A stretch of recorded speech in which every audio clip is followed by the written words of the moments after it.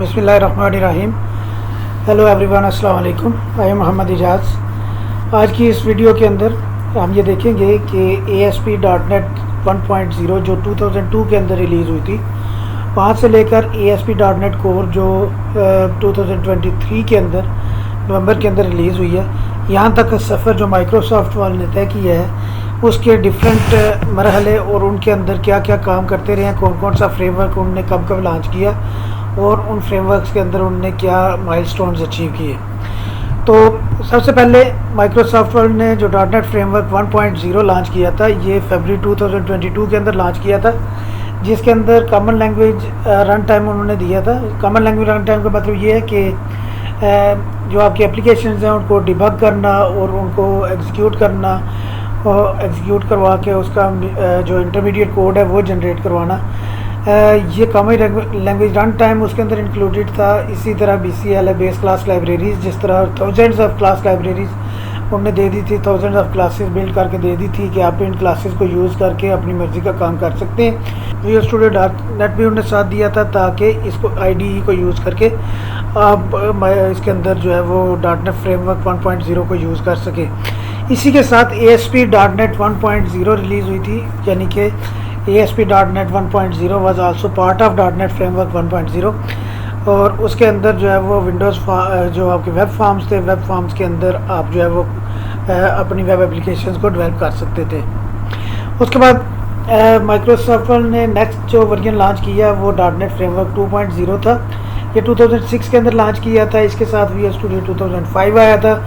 Visual Studio 2005 के अंदर आप .NET फ्रेमवर्क 2.0 को इम्प्लीमेंट कर सकते थे, पार्शियल क्लासेस का कंसेप्ट दिया था।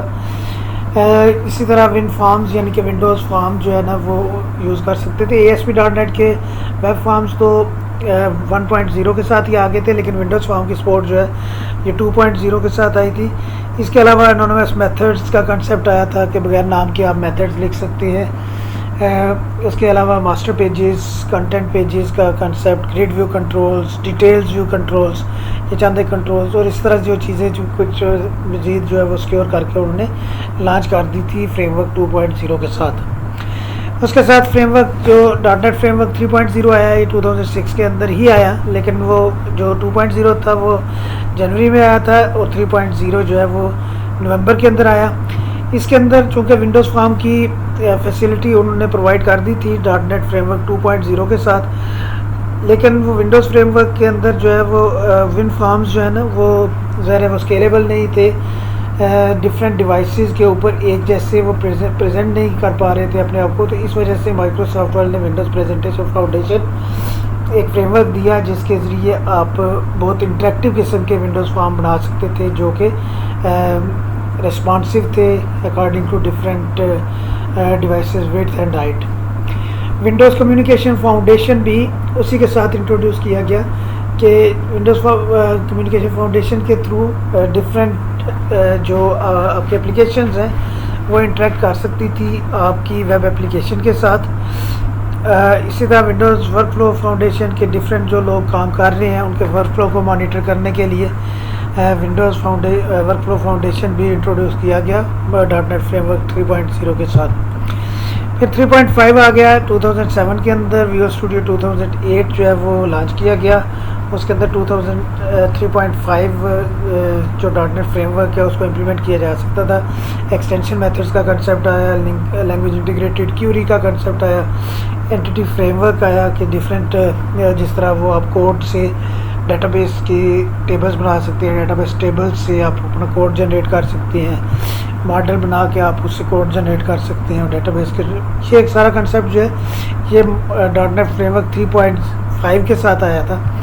उसके बाद .NET फ्रेमवर्क 4.0 2010 के अंदर लॉन्च किया, जिसके अंदर पैरेलल लैंग्वेज इंटीग्रेटेड क्यूरीज यानी कि मल्टीपल थ्रेड्स के अंदर काम करना कि एक ही जो बड़ा टास्क है उसको डिफरेंट कामों में डिवाइड करके पैरेलली डिफरेंट कोर्स को यूज़ करते हुए मल्टी कोर फंक्शनलिटी मल्टीटास्किंग को इम्प्लीमेंट करके उन्होंने पैरेलल लैंग्वेज इंटीग्रेटेड क्यूरीज को मुतारफ़ करवाया। इसी तरह टास्क पैरेलल लाइब्रेरी के अपने काम को डिफरेंट टास्क में डिवाइड करके पैरेलली उनको एग्जीक्यूट करना पॉसिबल बनाया।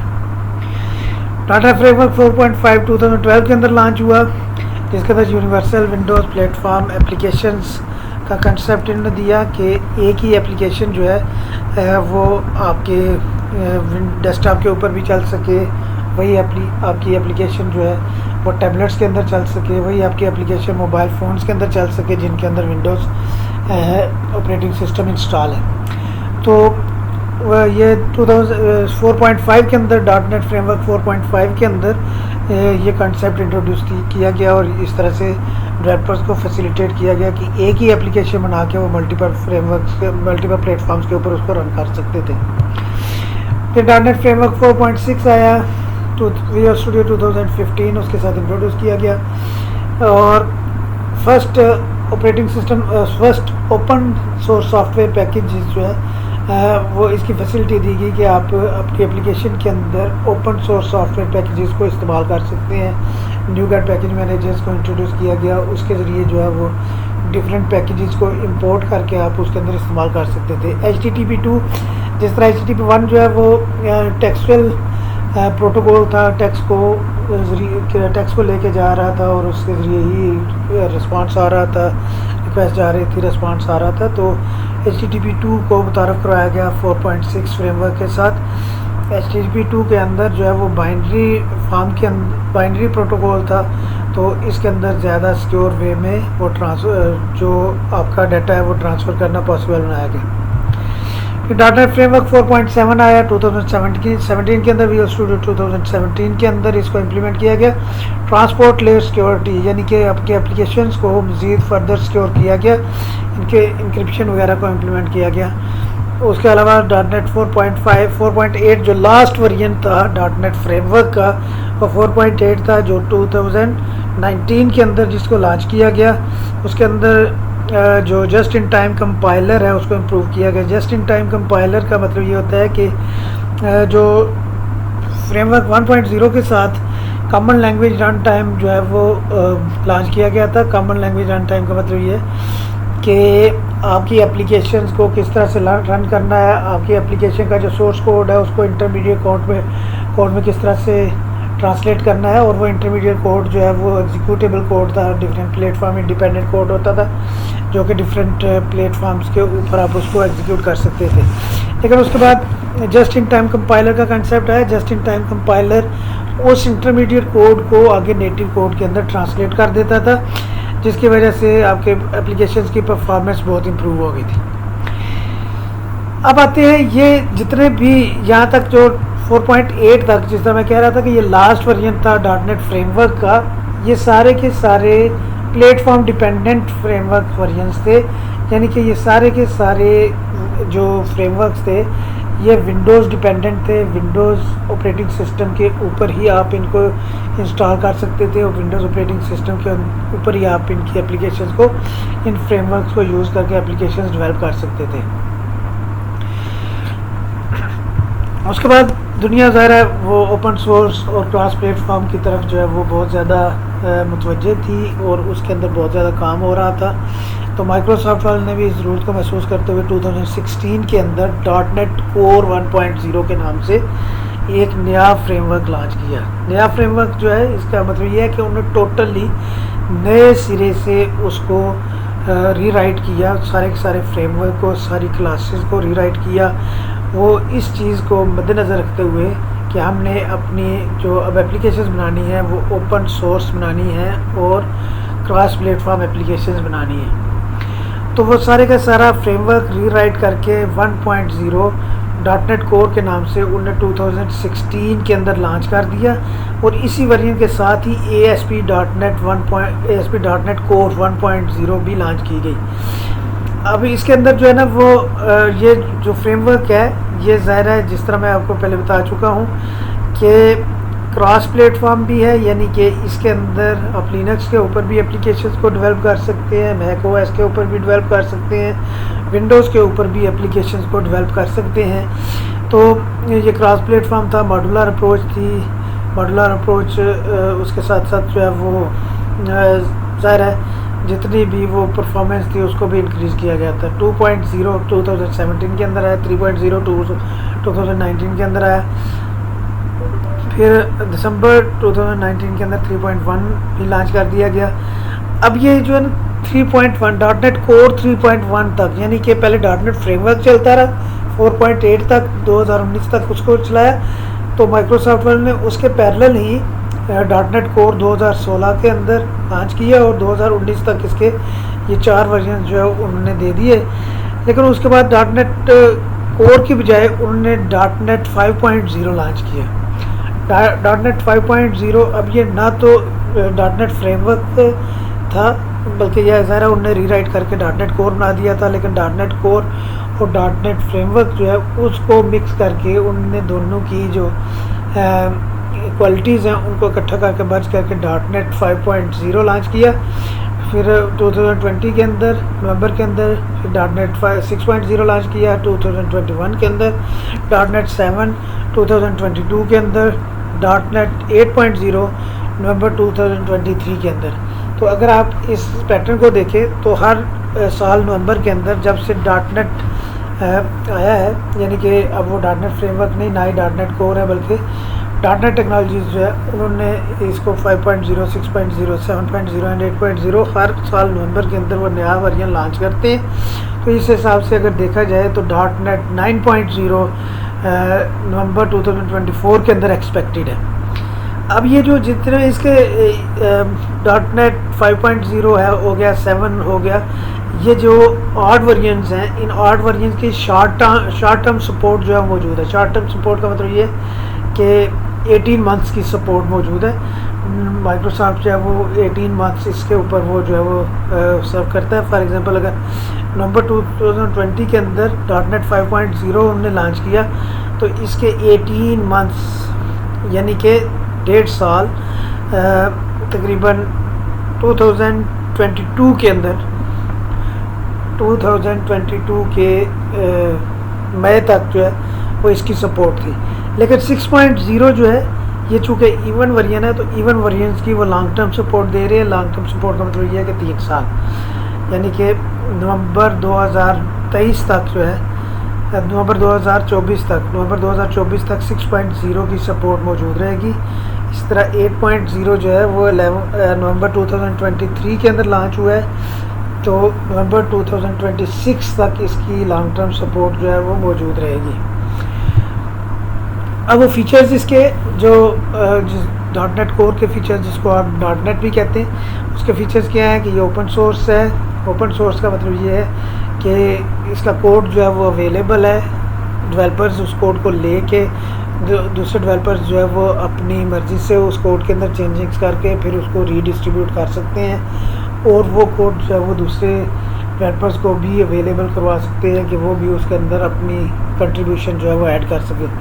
क्रॉस प्लेटफॉर्म का मतलब यही है कि आप विंडोज़ ऑपरेटिंग सिस्टम के ऊपर भी एप्लीकेशंस को डेवलप कर सकते हैं, लिनक्स के ऊपर भी कर सकते हैं, मैक ओएस के ऊपर भी कर सकते हैं, और जो एप्लीकेशन इसकी डेवलप होती हैं वो इन प्लेटफॉर्म्स के ऊपर फिर रन भी हो सकती हैं। ठीक है। क्लाउड बेस्ड एप्लीकेशन का मतलब ये है, क्लाउड बेस्ड एप्लीकेशन का मतलब ये है कि आपने क्लाउड के ऊपर उन एप्लीकेशंस को डिप्लॉय कर देते हैं। ठीक है, माइक्रो सर्विसेज के तौर पे क्लाउड के ऊपर आप एप्लीकेशंस को डिप्लॉय कर देते हैं और वो जो सर्विस जिस सिस्टम को या जिस क्लाइंट को रिक्वायर्ड होती है वो क्लाउड से रिक्वेस्ट कर लेता है।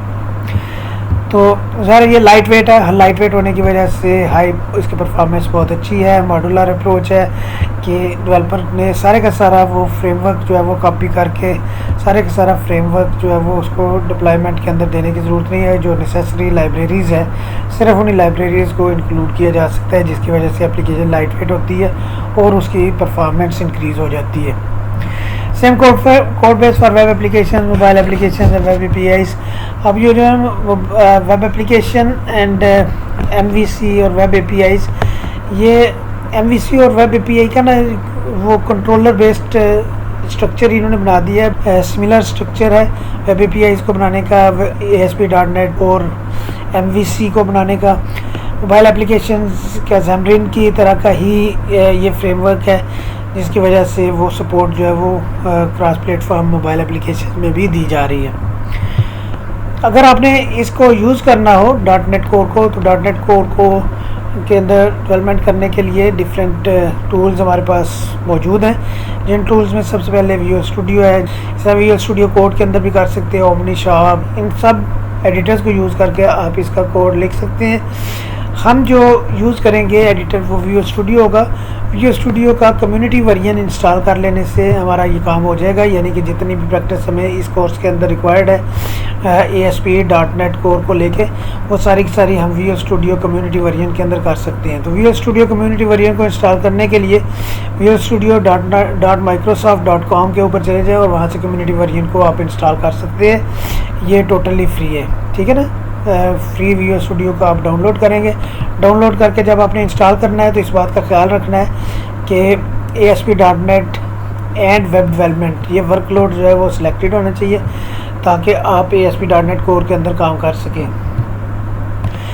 अब जब आप ASP.NET के अंदर काम करेंगे तो उसके अंदर फिर चॉइस आपके पास है कि आप उसका फ्रंट एंड डेवलप करने के लिए आप फ्रंट एंड के अंदर रेजर पेजेस को लेना चाहते हैं, MVC बॉर्डर व्यू कंट्रोलर के व्यूज़ को लेना चाहते हैं, या रेजर पेजेस को लेना चाहते हैं, या ब्लेज़र भी जिस तरह जावास्क्रिप्ट है ना फ्रंट एंड डेवलपमेंट वो उसका फ्रेमवर्क है।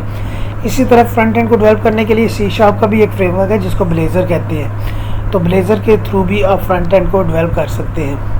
ASP.NET core SPA single page application उसको भी आप यूज़ कर सकते हैं। ASP.NET को फ्रंट एंड उसके अंदर जावास्क्रिप्ट का कोई फ्रेमवर्क रख लें, जिस तरह AngularJS हो सकता है, React.js हो सकता है। तो इसका कोई भी जावास्क्रिप्ट का फ्रेमवर्क फ्रंट एंड पे रख के आप ASP.NET कोर की एप्लीकेशन को डेवलप कर सकते हैं। या फिर हाइब्रिड अप्रोच भी यूज़ कर सकते हैं कि ASP.NET कोर MVC या फिर रेजर पेजेस को यूज़ कर लें, साथ जो है फ्रंट एंड के लिए ब्लेज़र को यूज़ कर लें। तो हम इस इस सीरीज़ के अंदर जो वीडियो सीरीज़ हम यहाँ पे रिकॉर्ड करवाने जा रहे हैं, इसके अंदर हम ASP.NET कोर MVC एप्लीकेशन को यूज़ करेंगे डिमॉन्स्ट्रेशन पर्पसेस के लिए। तो नेक्स्ट वीडियो के अंदर हम इंशाल्लाह ताला नेक्स्ट पहली एप्लीकेशन बनाएंगे ASP.NET कोर को इस्तेमाल करते हुए। तब तक के लिए इजाज़त दीजिए। अल्लाह हाफिज़।